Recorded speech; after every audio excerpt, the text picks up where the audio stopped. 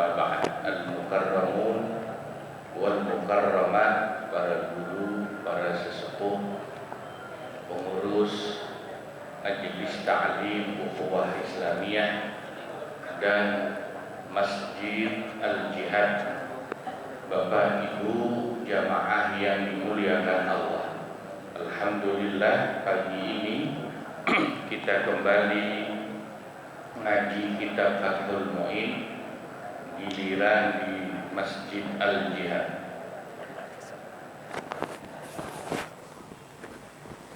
Sampai halaman 24 ya. Tanbihun, peringatan. Ar-radha'ul muharramu wusulu labani adamiyatin. Persusuan yang bisa menjadikan hukum mahram, itu definisinya adalah sampainya air susu wanita. Adamiyah itu wanita, manusia. Jadi kalau wanitanya bukan manusia tidak masuk di sini. Seperti wanita kambing, ya, bukan wanita manusia. Susu kambing wanita tidak masuk. Balagat sinna haidin, yang wanita itu telah mencapai usia haid. Walau qatratan, meskipun air susunya itu hanya satu tetes. Au mukhtalitan bi ghairihi wa in qalla, atau bercampur dengan yang lain air susunya itu, meskipun hanya sedikit.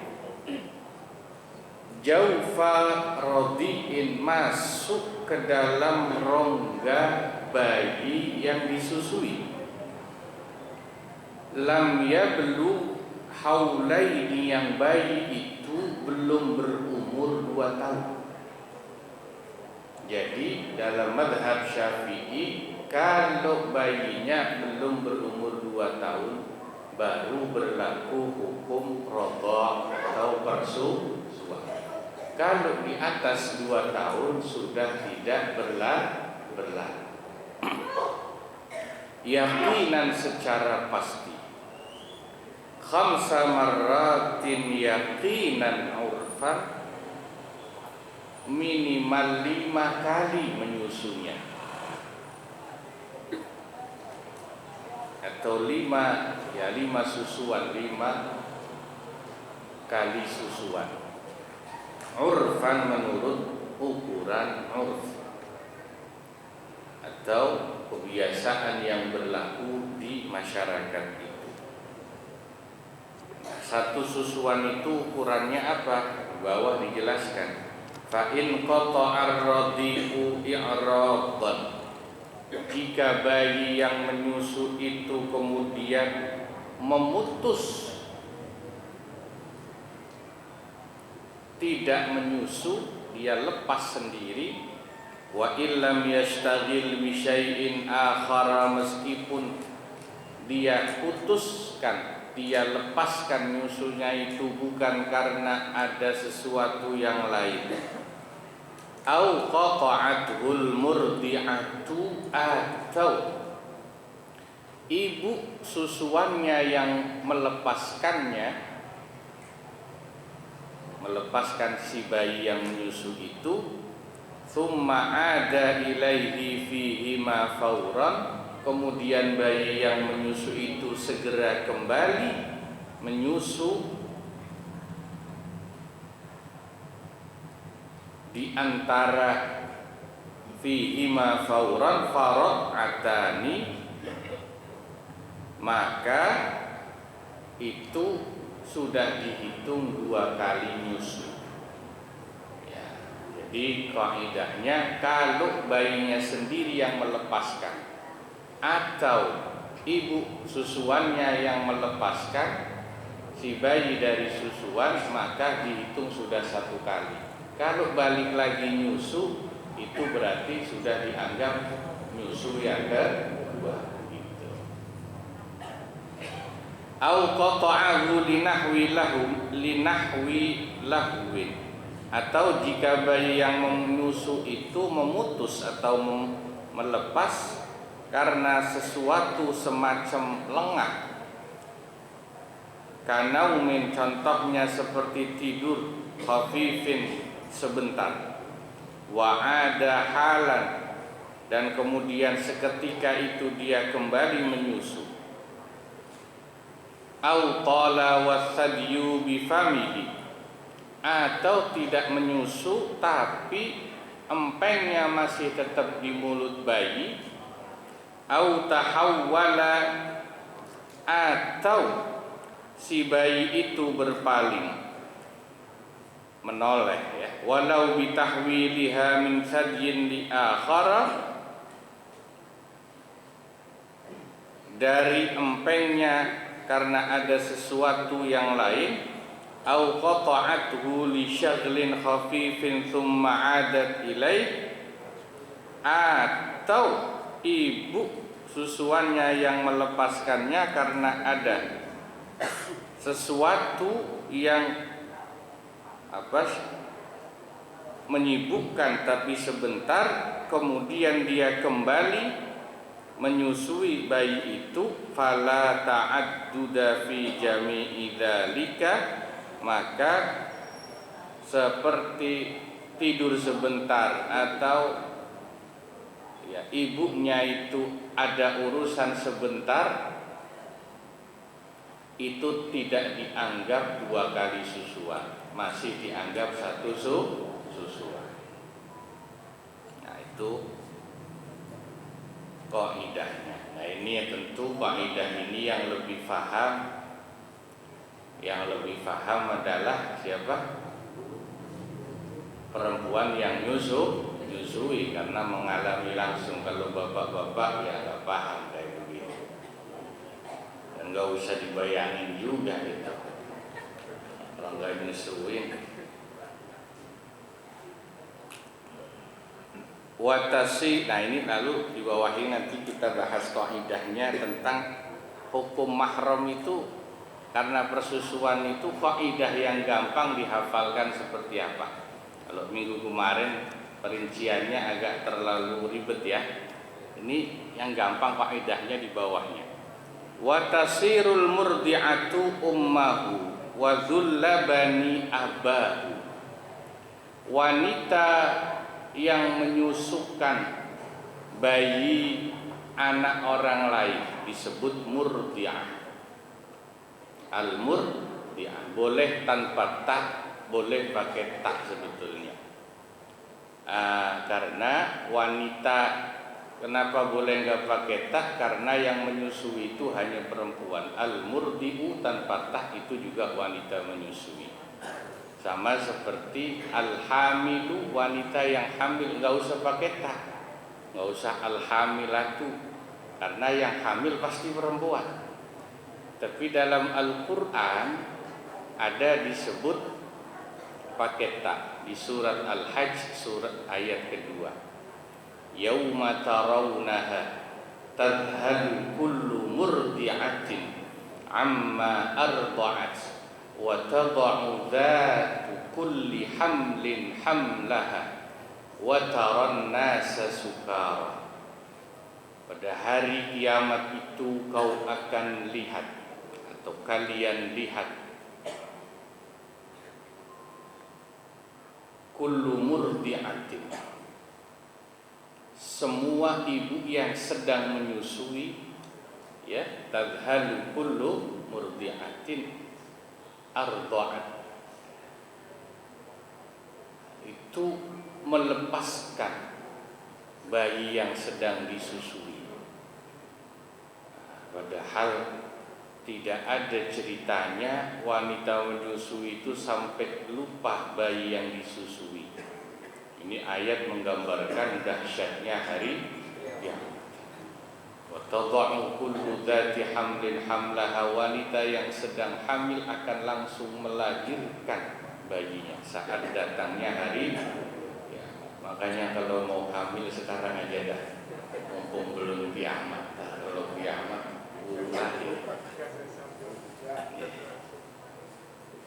Dalam hadis sahih Nabi pernah dikasih tahu sahabat, ya Rasulullah, ada wanita itu menggendong anaknya sambil disusuin, tidak dia lepas, berlari di tengah kecamuk perang, tidak memperdulikan keselamatan nyawanya.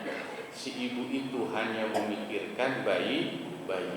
Itu besarnya kasih sayang ibu yang tidak bisa dikalahkan siapapun terhadap bayinya ketika menyusui. Bahkan perang yang berkecamuk pun si ibu itu lari menerobos sambil menyusui bayinya.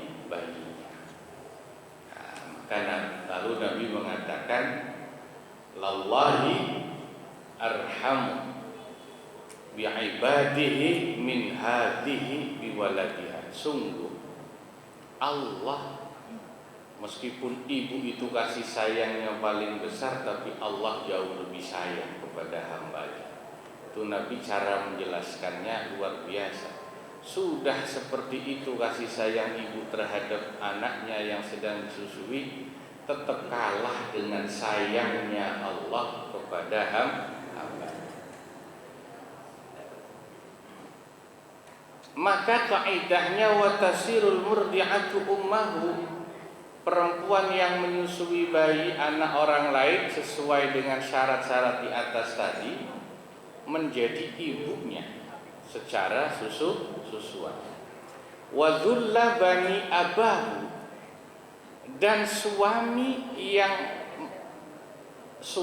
dari ibu yang menyusui itu menjadi ayah susuan si bayi. Di dalam kitab fikih, suami dari ibu yang menyusui bayi orang lain disebutnya dzullaban. Dzullaban secara letterlek bahasa artinya pemilik susu. Dzu pemilik, laban susu.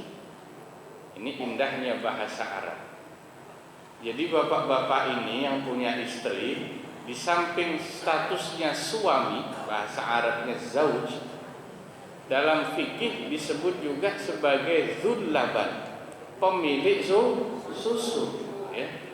Pemilik susu, ya. Saya nggak usah jelasin, ya. Udah paham kalau itu mau bapak-bapak, ya. Susunya nggak usah bikin kayak kopi. Kalau kopi mah kudu bikin dulu, ya.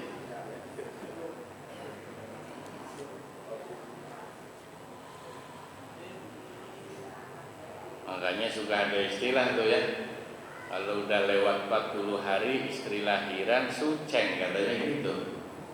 Anaknya nyusuh, bapaknya bonceng. Ya, karena bapaknya itu dzullaban. Kalau anak bayi kan cuman sampai 2 tahun disusuin, bapaknya nggak ada batasnya itu, dzullaban. Wa tasril hurmatu minar radi'i ila usulihima. Nah, lalu kaidahnya keharaman atau hukum kemahraman ini menjalar dari anak bayi yang disusukan itu ke siapa? Ila usulihima, kepada kedua orang tua dari ibu susu dan suami ibu susu itu. Ibu susuan jadi ibu, suami ibu susu itu jadi ayah susuan dari bayi yang disusui dan menjalar kepada orang tua mereka. Ya berarti kakek, nenek, susuan. Wa furu'ihima, turun ke bawah kaidahnya. Dan kemahraman itu turun kepada anak-anak turun dari ibu susuan dan bapak susuan. Jadi mahram juga. Wa hawashihima, dan juga menjalar kepada saudara-saudara ibu susuan dan bapak susuan. Ya, ini kaidahnya gampang. Siapapun keturun orang tua dari ibu susuan kita, dia juga mahram. Siapapun keturunan dari bapak ibu susuan kita, dia juga mahram. Siapapun saudara dari ibu dan bapak susuan kita, dia juga mahram. Ada bibi susuan berarti gitu. Ada paman susuan. Nasaban warodoan, baik hubungan saudara anak dari bapak ibu susuan kita itu secara nasab atau secara rodok susuan. Wa ila furu'ir radhi'i, dan hukum kemahraman itu juga turun kepada anak-anaknya bayi yang disusui itu nanti kalau dia punya anak. La ila usulihi wa hawashihi, tapi tidak menular hukum kemahramannya kepada orang tua kandung dari bayi yang disusui itu. Paham nggak kira-kira? Ini ada bayi disusui perempuan lain, maka perempuan itu menjadi mahram karena dia ibu susuan. Tapi orang tua kandung bayi itu tidak jadi mahram dengan ibu susuannya. Wahawashihi, begitu juga tidak menular kepada saudara-saudara bayi yang disusui itu dengan si ibu susuan. Nah, itu kaidah gampangnya begitu. Jadi nanti tinggal dirinci sendiri. Kalau rinciannya kan kemarin sudah ya, tapi kalau sampean baca pasti agak ribet. Nah, ini kaidah yang simpelnya begitu dalam hukum mahram karena rodha atau persusuan. Walau aqarra rajulun wa imra'atun qabla al-aqdi wallahu a'lam bishawab. Dan sampai sini dulu. Moga-moga manfaat. Kurang lebihnya mohon maaf. Wassalamualaikum warahmatullahi wabarakatuh.